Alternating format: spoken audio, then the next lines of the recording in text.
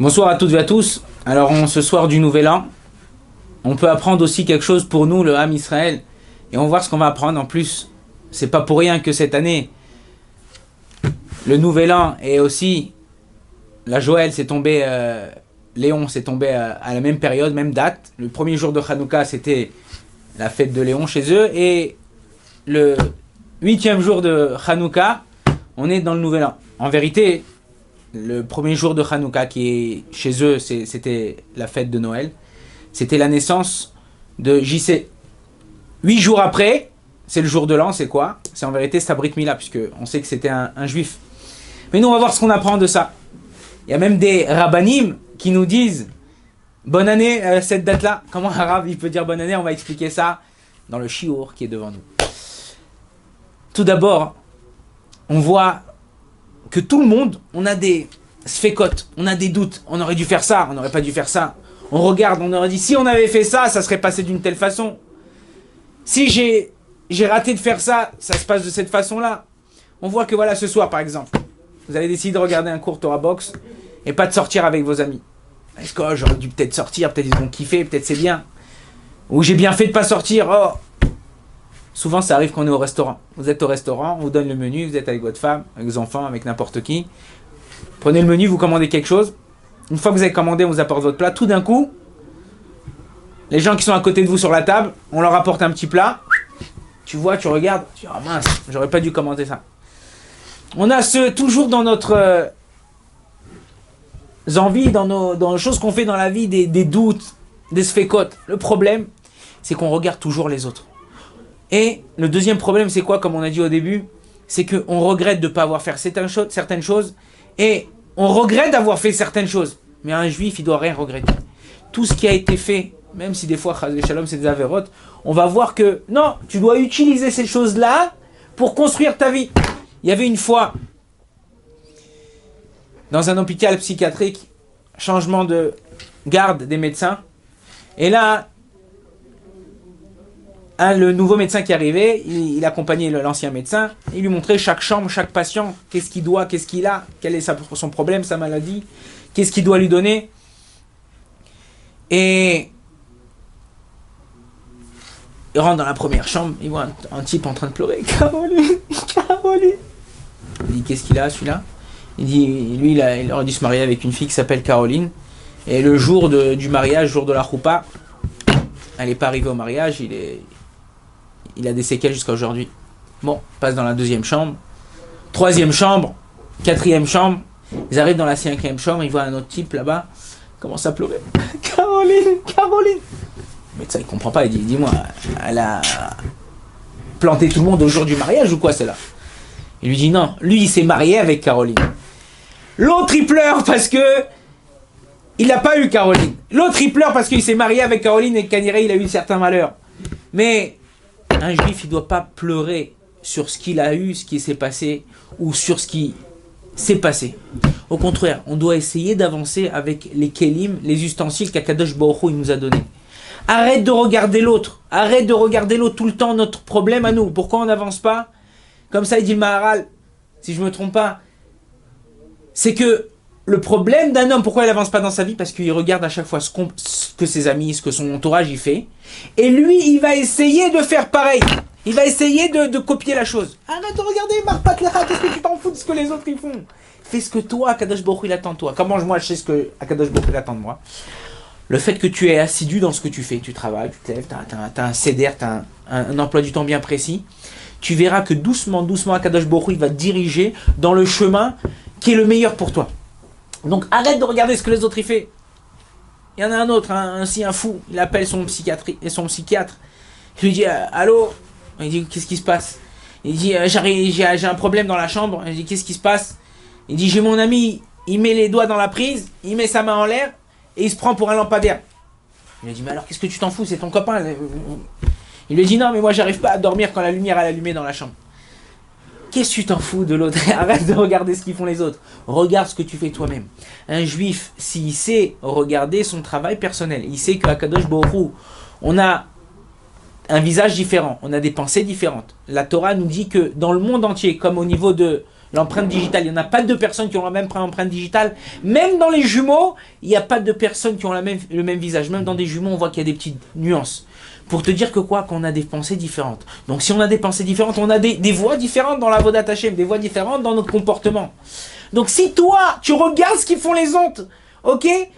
Chaque fois, on se renouvelle. On a besoin d'une bonne année. Voilà, comme on a dit tout à l'heure. Pourquoi on dit bonne année? Genre, le Hamour de Hafta, il a écrit un livre qui s'appelle Ahavat Israël sur les parachutes de la semaine et sur les fêtes. Il disait, quand c'est arrivé cette année, l'année Goy, il disait bonne année à ses élèves. Il rentrait en classe, il dit bonne année. Il ne comprenait pas, un rab, une péode, un chapeau, un streimel. Qu'est-ce qu'il nous dit bonne année? Il dit quand Akadosh Baruch Hu, il voit comment les goïms, ils fêtent l'année nouvelle, leur année nouvelle. Le vin, l'alcool, tout ce qu'ils boivent, tout ce qu'ils font. Et qu'ils sortent dans la rue un peu fous. Et quand ils regardent, nous, comment on a fait Rosh Hashanah il y a quelques mois, il dit, au moins, Baruch Hashem, moi j'ai des bons enfants, j'ai des enfants qui font bien cette bonne année. Donc là, Kadosh Baruch Hu, à cette période-là, il donne des bonnes zérotes, des bons décrets pour nous, pour le Ham Israël. Le Rabbi de Lubavitch, il disait, bonne année aussi. On lui disait, Rabbi Menachem Mendel Schneerson de New York, 770. Il disait, vous pouvez dire bonne année? Il dit, il n'y a pas de date. Il n'y a pas de moment dans l'année où on peut souhaiter à un juif bonne année. Tout le temps, on peut lui souhaiter des bonnes choses. Quelqu'un qui s'habitue à bénir l'autre, à Kadosh Baruch Hu, il bénit à lui aussi. Il bénira dans ce que vous allez entreprendre, dans ce que vous allez faire.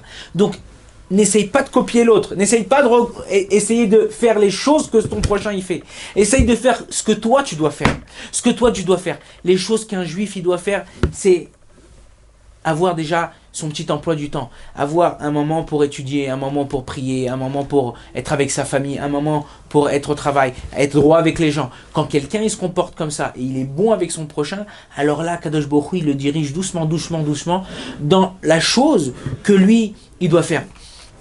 Alors là, on arrive à la fin de Hanouka, c'est le dernier jour de Hanouka. Il y a 2 jours très importants à Hanouka, c'est le premier jour et le dernier jour.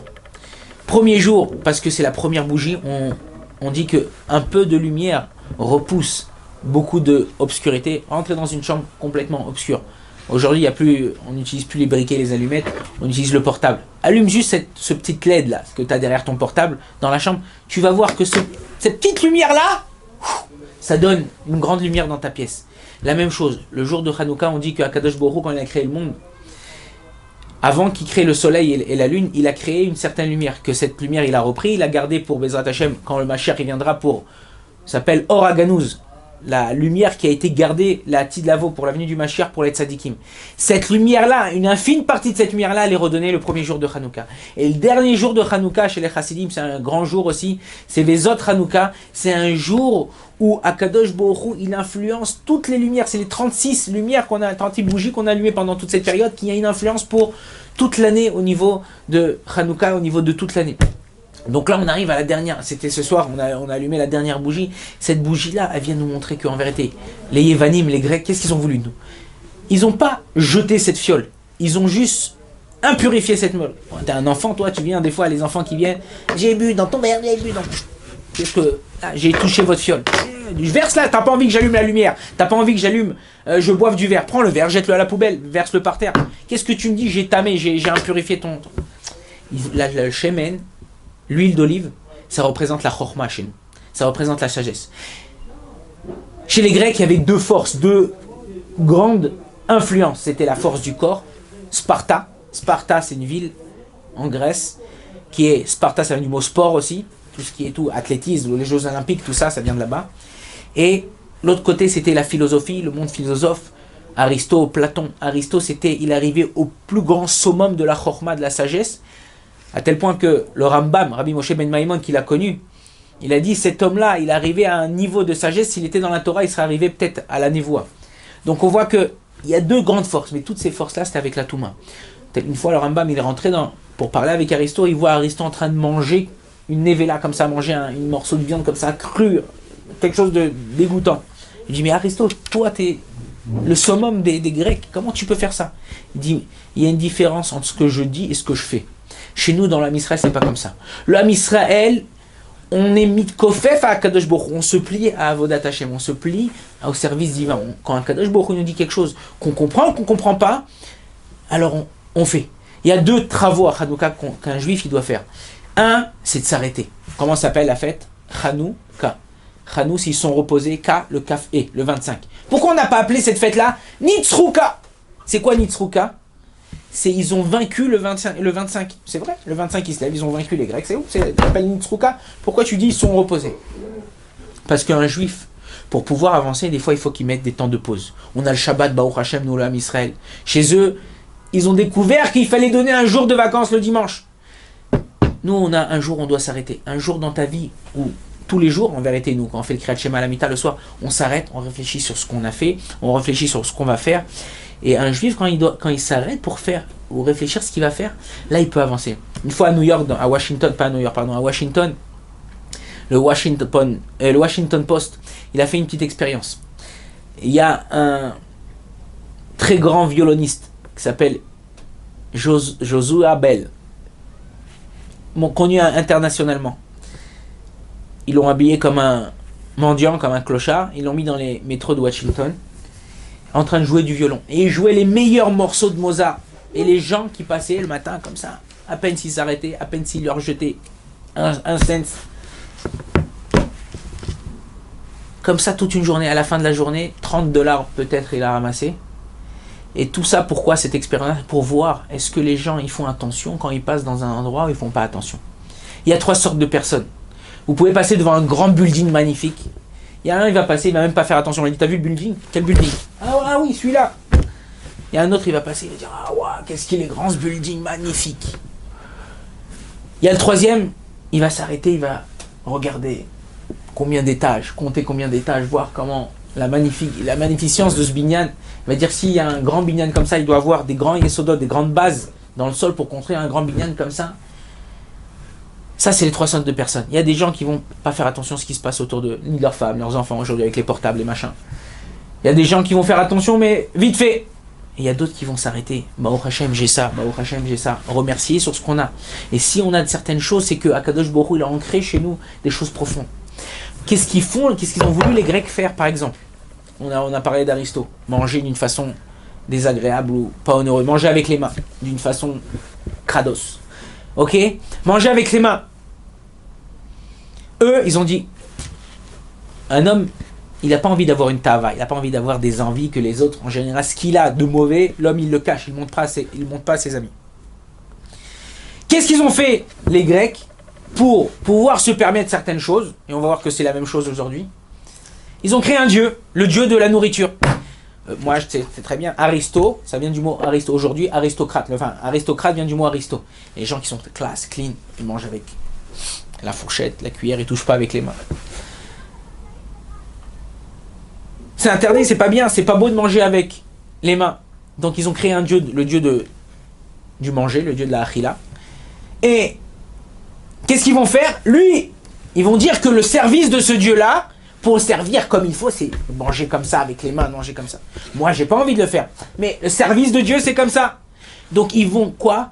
Ils vont assouvir leur envie à celle du Dieu. C'est-à-dire qu'ils vont plier l'envie qu'ils ont eux et dire que c'est en vérité l'envie de leur Dieu. Aujourd'hui, qu'est-ce qu'il y a aujourd'hui?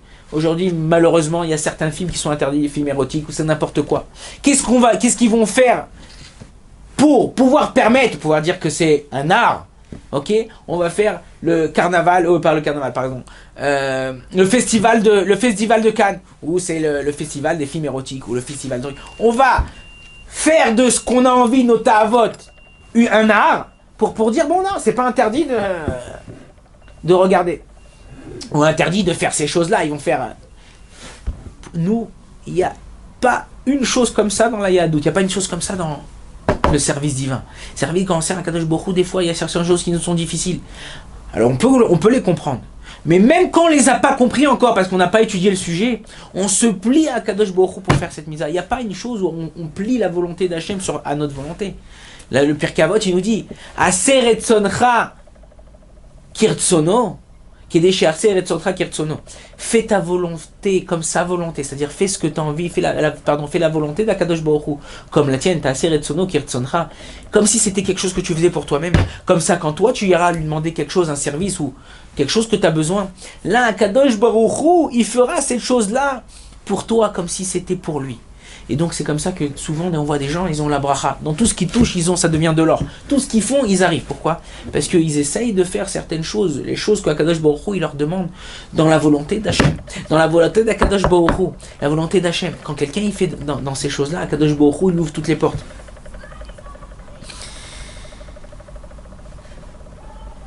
Dans la vie, on a des problèmes. Vous allez dire, ouais, mais ça marche pas toujours. On essaye de faire, mais ça marche pas toujours. On a des fois on galère, des fois on en a marre. Dans le langage de la rue, on pète les plombs. On peut plus, ça y est, stop. Je fais ça marche pas. Je fais ça marche pas. J'ai des petites galères. Alors il faut savoir quelque chose. Il y a une fois un jeune homme de 16-17 ans, il est rentré chez sa grand-mère. Il dit, mamie, j'en ai marre de l'école, j'ai envie d'arrêter, j'en ai marre de la vie, j'en peux plus, j'arrive pas, tout ce que je fais ça marche pas. Sa grand-mère, elle regarde, elle dit, écoute bien, mon fils, je vais te consoler, je vais te donner quelque chose à manger. Elle lui dit, tiens, tu veux manger un verre de farine? Elle regarde sa grand-mère, elle dit, mamie, un verre de farine? Tu veux que je m'étouffe ou quoi? Il dit, non, tu veux peut-être alors une cuillère d'huile? Mamie, une cuillère d'huile? Il dit, bon, alors viens manger 2 œufs frais, viens gober 2 œufs frais. Mamie, qu'est-ce que tu me proposes là? Qu'est-ce qu'il y a? Qu'est-ce qui se passe? Elle lui dit, mon petit-fils, tous ces éléments, tous ces aliments, tous ces composants que je viens de te proposer, c'est vrai que tout seul, c'est immangeable. Mais si tu les mélanges ensemble, c'est le gâteau parfait. C'est la meilleure façon de faire un gâteau. Un peu d'huile, un peu de farine, un peu de margarine si vous voulez. C'est la meilleure façon. Quand tous les composants ils sont mélangés ensemble, on arrive à un très bon gâteau. Elle lui a dit, la vie c'est la même chose. Lorsque tu mélanges tout ce qui t'arrive dans ta vie, les bons et les mauvais moments, tout ce qui t'arrive de bon et de mauvais, les joies et les peines, alors quand tu mélanges tous ces éléments ensemble, là tu arrives à une vie parfaite. Un homme il ne peut pas apprécier le bon, il ne peut pas apprécier les plaisirs de la vie s'il n'a pas eu des galères avant. Tu ne peux pas reconnaître la lumière, tu ne peux pas kiffer une lumière chez toi à la maison si avant il n'y a pas eu une obscurité. Quand vous avez une coupure d'électricité à la maison, tu cherches de chercher d'où vient la panne, tu essaies de remonter les fusibles, machin. Quand tu as rallumé la lumière, tu dis, bah au Hachem. C'est la même chose. Mêle tout ce qui t'arrive dans ta vie. Sache que tout ce qui nous arrive à nous dans la vie, c'est pour notre bien. C'est pour arriver à avoir un certain plaisir que nous donner. Remercier Hachem. Remercier Akadosh Baruch Hu. Je vous donne un dernier petit conseil pour commencer cette année et terminer Hanouka dans la joie. Une fois, il y a un ami, il m'a dit comme ça. Il m'a dit, Rachamim, tu sais que du crayon à papier, le crayon qu'on n'utilisait plus aujourd'hui, il y a les critériums, tu t'achètes des mines, tu remplis. À l'époque, quand on était jeune à l'école, on avait les crayons à papier. Du crayon à papier, tu peux apprendre 5 choses pour la vie. Et si tu retiens ces choses-là, tu verras que toute ta vie, elle se passera d'une autre façon. Et quand il m'a dit ça, vraiment, j'ai apprécié et je vous refais passer le message. Il m'a dit comme ça, première chose, pour qu'un crayon à papier il écrive, il faut qu'il y ait une main qui le tienne. S'il n'y a pas de main qui tient le crayon à papier pour écrire, le crayon à papier il peut rester là 107 ans, il n'écrira pas. Il restera sur la table. Donc la même chose, nous, pour pouvoir agir, on a besoin de la main de Dieu. On a besoin de l'intermédiaire de notre femme, de nos enfants, d'un ami, d'un choutaf, d'un associé. On a besoin de quelqu'un qui nous aide. Ne pas être mézalzel. David Ameller, il dit Mikol melamda iskalti. De tout le monde, j'ai appris, même du plus petit que moi. Donc, même s'il y a un plus petit, un plus jeune que toi, qui est venu, qui t'a aidé, utilise-le. Une fois, c'était l'anniversaire du lion. Toutes les animaux de la jungle sont venus pour lui sauter Mazel Tov, bon anniversaire. Et là, la souris, elle arrive. Elle lui dit, ça va mon frère? Mazel Tov, joyeux anniversaire. Le lion, il la regarde comme ça. Tu m'as vu, moi ton frère? Moi, je suis un lion, toi, t'es une souris. La souris, elle lui dit, moi aussi, avant de me marier, j'étais un lion. Donc, le crayon, il faut une main pour pouvoir écrire. Deuxième chose, le crayon, pour qu'il écrive bien, il faut le tailler. Il faut un taille-crayon. Tailler le crayon, ça l'abîme. Enfin, ça l'abîme pas, ça le taille, mais ça enlève du crayon. Ça, même pour nous, les épreuves qu'on a dans la vie, les souffrances qu'on a dans la vie, c'est pour nous élever. Ça nous fait un peu mal lorsqu'on passe une souffrance, lorsqu'on passe une épreuve. Mais cette épreuve-là sert à te tailler, devenir plus futé, plus pointu, plus rad. Donc, même quand tu as une épreuve dans ta vie, surmonte-la. Si tu arrives à la surmonter, tu verras, tu seras plus fort après. Troisième chose pour le crayon. Le crayon à papier, on le mordillait, on le cassait un peu, il recevait des coups à droite, à gauche. Mais si la mine à l'intérieur, elle était entière, on pouvait écrire avec. La même chose, peu importe comment tu as l'air, costume, cravate, barbe, chapeau, pas chapeau, religieux tip-top ou religieux light, shomer mitzvot, shomer averot, peu importe comment tu es, c'est quoi la force de ta neshama? C'est quoi ce que tu as à l'intérieur? Est-ce que tu as la volonté de faire? Est-ce que tu as envie de faire pour Akadosh Baruch Hu ou tu n'as pas envie de faire? Si tu as envie de faire et t'essayes, Akadosh Baruch Hu, il te juge pas comment tu as l'air. Akadosh Baruch Hu, il te juge selon le milieu d'où tu viens, selon comment tu es, selon la famille où tu as grandi, selon les copains qu'il t'a donnés. Toi, tu as envie d'avancer à l'intérieur de toi? Tu arriveras. La même chose pour le crayon. Quatrième chose, le crayon, partout où on écrit, il laisse une marque de ce qu'on a écrit. Il laisse une trace de ce qu'on a écrit. La même chose, à toi, à nous. Quand tu vas dans un endroit, essaye de laisser une bonne marque, une bonne mémoire de ce que tu as fait. Que quand tu sors d'un endroit, les gens ils parlent bien de toi. Quand tu rentres dans un endroit, les gens ils parlent bien de toi. Laissez quelque chose de bon de ce que où tu es passé. Pas que les gens, chas v'shalom, ils te critiquent et ils parlent mal de toi. Cinquième chose qu'on peut apprendre du crayon, c'est quoi? C'est que le crayon, partout où on écrit, comme on a dit, on laisse une marque. Mais c'est un crayon. Donc, avec une gomme, on peut effacer. On peut toujours effacer le crayon. T'as écrit au stylo, c'est fini, wallo, c'est perdu, c'est perdu. Prends une autre feuille. T'as écrit au crayon, tu peux toujours corriger, tu peux toujours effacer. La même chose pour nous les juifs, mais la même chose pour nous. On peut toujours, même si on a fait des avérotes, on s'est trompé dans sa vie, on a fait certaines choses mauvaises, on peut toujours effacer, on peut toujours faire tchouva. On peut toujours venir et avancer pour nous corriger et pour essayer de corriger ce qu'on a fait. Donc à nous de prendre. C'est vrai qu'on est à la fin de Hanouka, on a l'influence de ces 36 bougies qu'on a allumées durant tous ces 8 jours. On est là, on va commencer à rentrer, ça y est, jusqu'à Bezrat Hashem, tout Bishvat, jusqu'à Purim, on n'a plus de fête. Mais un juif, il avance, il continue à avancer. Il a toujours un but, il a toujours un emploi du temps, toujours quelque chose dans lequel où il veut aller. À nous de prier, à nous de demander à Kadosh Baruch Hu de se faire aider. Un homme, il ne doit pas avoir peur de prier, continue à prier et demander à Kadosh Baruch Hu de prier. On termine avec une petite anecdote. On a parlé de la prière, il y avait un Breslev. Ils vont prier, ils vont faire Idbod des doutes. Ils vont dans la forêt pour prier à Kadosh Baruch Hu. Il n'était pas marié, il est parti pour prier à Hachem pour se marier. Et là, il crie, là-bas dans la forêt, il dit Kadosh Baruch Hu, ani rotse leitraten. Kadosh Baruch Hu, je veux me marier. Et il entend l'écho, il entend ten, ten, ten. Ten en hébreu, ça veut dire donne, donne, donne. Il dit, oh, Kadosh Baruch Hu, il me répond donne, donne, donne. Ça veut dire qu'il veut que je donne quelque chose à cette fille-là avec qui je dois me marier. Donc il pose la question après à Kadosh Baruch Hu, comme s'il lui avait répondu. Il lui a dit Mani a villa. Qu'est-ce que je vais lui donner? Et il entend l'écho villa, villa, villa. Une villa. Il dit une villa, je ne veux pas me marier. Si moi je donne une villa, je ne veux pas me marier. Quand vous priez, demandez exactement ce que vous avez besoin à Kadosh Baruch Hu. Demandez ce que Kadosh Baruch Hu peut tout vous donner. Pour lui, c'est difficile de te faire gagner au loto. Pour lui, c'est difficile de te donner ce que tu lui demandes. Il a créé un monde, tous les jours, il nourrit des bons et des mauvais, des rechaïm et des tzadikim. Tous les jours, il donne, même à nos ennemis, ce qu'ils ont besoin. Pour nous, pour ses enfants, il ne donnerait pas ce qu'il a besoin. Compris qu'on utilise cette dernière bougie si elle est encore allumée chez vous. Ou si elle n'est pas encore allumée, c'est pas grave, encore la shpa'a. Demain matin, on va lire au Sefer Torah, les autres Hanouka. Priez, continuez à prier, demandez à Kadosh Baruch Hu ce qu'on a besoin et Bezrat Hashem qui nous aide à avoir une bonne année. Baruch Adonai, Leolam, Amen, Amen.